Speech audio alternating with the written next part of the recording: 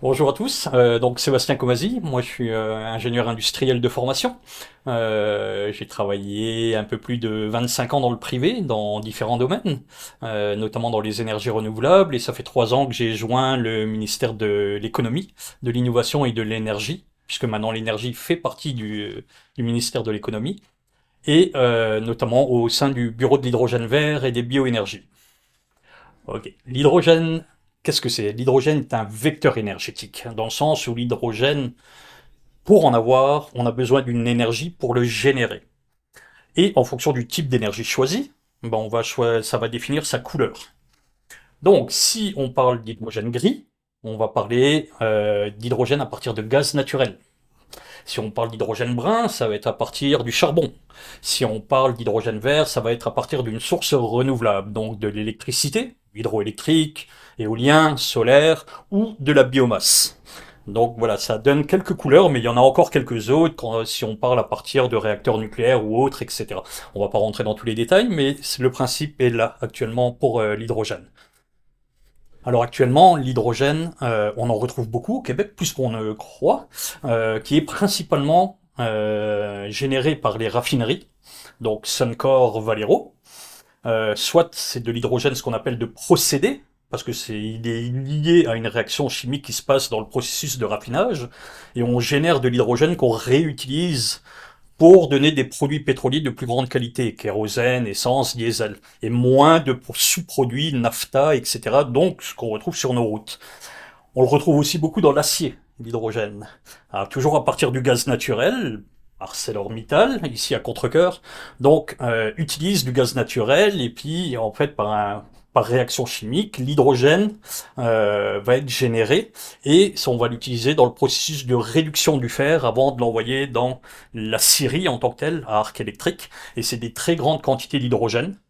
Et je veux juste peut-être évoquer, parce que c'est très important quand même, on a Air Liquide, un peu plus haut, donc à Bécancour, qui eux fabriquent de l'hydrogène gris, mais aussi de l'hydrogène vert, à partir de l'électrolyseur qu'ils ont installé il y a quelques années, et qui était quand même pendant longtemps le plus gros électrolyseur au monde. Donc au Québec, on était l'endroit où on était capable de faire de l'hydrogène vert à partir d'un électrolyseur qu'on appelle PEM. Il y a différentes technologies, mais c'est ça. Et donc c'est à peu près les trois gros endroits où on génère de l'hydrogène. Il y en a d'autres encore, dont je pourrais vous faire part, dont je vais faire part durant la conférence. Le Québec n'est pas un leader parce que si on regarde tout l'hydrogène qui est généré et consommé actuellement au Québec, on va parler de 0,2 millions de tonnes, alors que dans le monde, ils s'en consomment à peu près 80 millions. Donc on est un tout petit joueur actuellement, mais par contre, on peut devenir un grand joueur de par notre électricité renouvelable, d'où l'hydrogène vert qu'on regarde au Québec.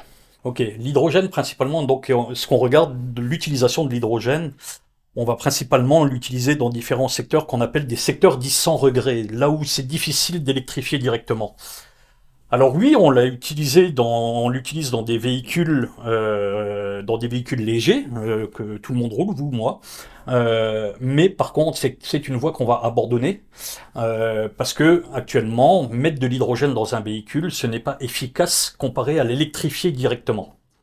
Donc il vaut mieux l'électrifier directement, on perdra beaucoup moins d'énergie que de transformer l'électricité en hydrogène pour la ramener après via une pile à combustible en électricité. Donc c'est pas très intéressant. Par contre, dans les véhicules lourds, très lourds, qui font de grandes distances, besoin d'autonomie, on a besoin de l'hydrogène à sa place, on va le retrouver dans le maritime, à travers des produits dérivés comme le méthanol ou l'ammoniac. Pour décarboner, on va le retrouver dans l'aviation, le futur, avec ce qu'on appelle les carburants durables, qui vont remplacer le kérosène et qui vont permettre donc de décarboner aussi ce secteur-là. Bah, l'hydrogène a toujours été utilisé au niveau de la conquête spatiale, hein. C'est le principal carburant des fusées, souvent sous forme liquide, on le liquéfie, et donc oui, il y a forcément, ça fait longtemps qu'on utilise déjà ça, je dirais que le secteur aérospatial, c'est lui qui nous a amené l'hydrogène à une utilisation plus commune dans ce qu'on peut retrouver à tous les jours. Avec un secteur en devenir, qu'il faut surtout, je pense, bien encadrer pour faire les choses correctement et l'utiliser à bon escient. C'est vraiment le plus important et c'est là-dessus qu'on travaille.